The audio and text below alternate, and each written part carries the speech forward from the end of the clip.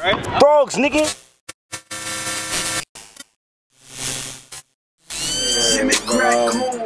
Nah, man, DNA, man, I just want to say, yo, you came through tonight, man. Most of the people are saying that 3-0, that's what I'm hearing. Yeah. You know, this was supposed to be, this was a long time coming. I did a whole show with Kannon talking about this. Yeah, I seen it. You know what I'm saying? Like, yo. Yeah, you know what it was? I just didn't like the way he was talking. Like, I forgot it was even on y'all joint or another one when he said, like, oh, DNA ain't nobody to fear. I'm like, you know, like, it's cool when you say certain things to amp up the fight, but nigga, whatever. But yeah, that's what ticked me off. Once I heard him really say, like, yo, DNA ain't nobody to fear. Like, we could just do, you know what I'm saying? When it comes to DNA, it's like, you know, he's regular. He doesn't scare me. I'm like, all right. And I mean, I kept asking him too, like, yo, I'm not gonna lie, you are one of the most dangerous dudes. And DNA, man, I'm not gonna lie, man, congratulations on just everything that you've been doing. Good looking, for man. the culture. Appreciate it. Man. Just like you guys are inspiring a lot of people, changing the mindsets of what battle rap could do. Like, definitely, man. I'm just blessed. I'm just happy I was, you know, one of the people that they picked because they like my work over the years, and you know, I'm happy me and K-Shine both got to get that experience on ESPN and continue to go on there. But yeah, definitely, man. Shout out to everybody showing support. You know, like I said, I think I tweeted it when it first happened. Like, yo, it's not just big for us, but big for battle rap. Because, you know, we may get in the ring and go at each other and say all these things, but at the end of the day, I want everybody to, you know, prevail and do their thing and move forward.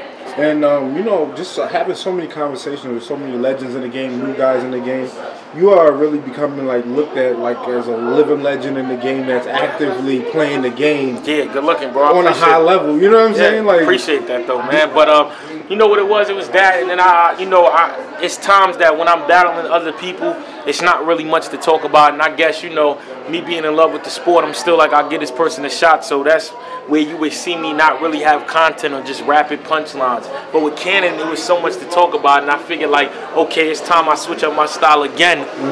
Because I switched it before, it's time to switch it up again, and you got to keep elevating. So that's why I was slower, I was joking, I was scheming, I was breaking them down, I was doing everything that they got used to seeing DNA for, but I had stopped doing for a while. So I figured this was the right battle, the right occasion, the right time to bring it back, and it worked. So. And you seem like you also switched the way that you actually maneuver, in the sense of you're not taking a million battles. Yeah, nah.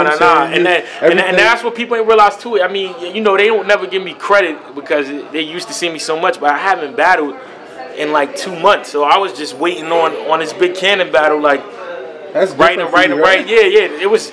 It was refreshing because now that I realize I haven't battled so much, I might not, because it was so much that I had to talk about, and I was so excited because I was going to events, seeing niggas. I'm like, oh yeah, I can't wait till it's my time to, you know what I'm saying, go again, and I'm saying I was more amped. But Rum Nitty is next week, and then I'm done for the rest of the year, so I'm already, that's gonna be crazy too.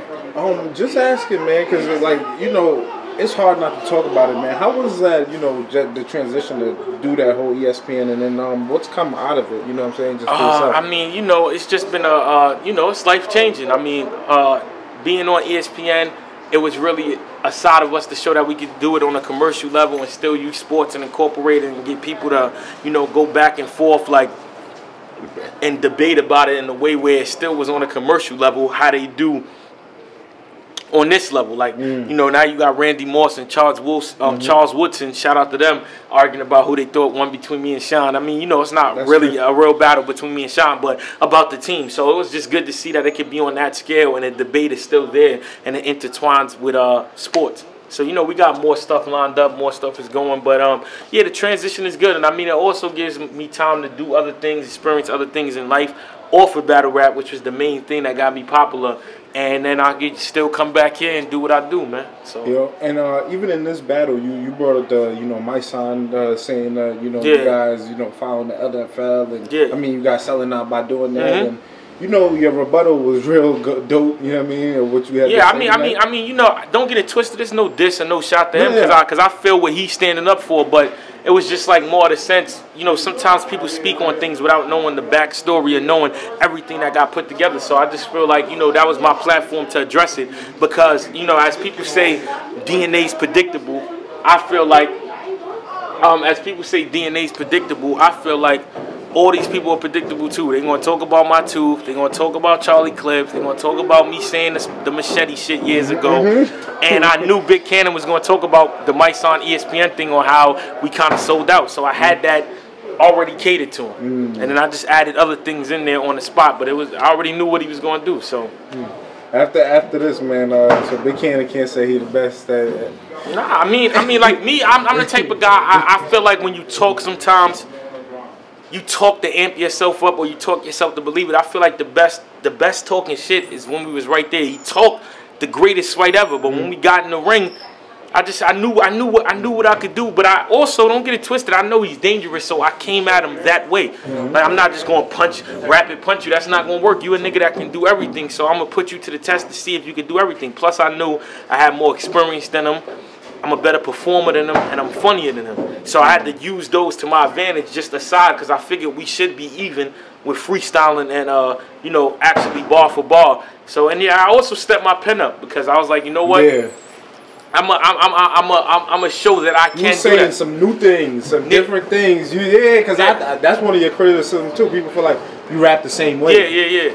So I tried to, I definitely tried to take what people were saying, and also shout out to Jay Black. That's why I say, sometimes it's just people that just don't like me because my tooth is missing or my haircut or my shirt. But then it's people that say stuff that within what they talking about is good criticism. Like Jay Black was like, DNA is one, he's a legend, could be considered for Mount Rushmore, but he hasn't beat people that's credible to put him with Battle of the Year. And he's like, yo, if he beat Big Kannon badly or Rum Nitty, that'll all change. So I say, you know what? He's right. Even though I'm consistent and I've been doing my thing, when you start thinking of the names, it's like these people are not credible. So that's why I had to, show that I could do that to somebody that's credible.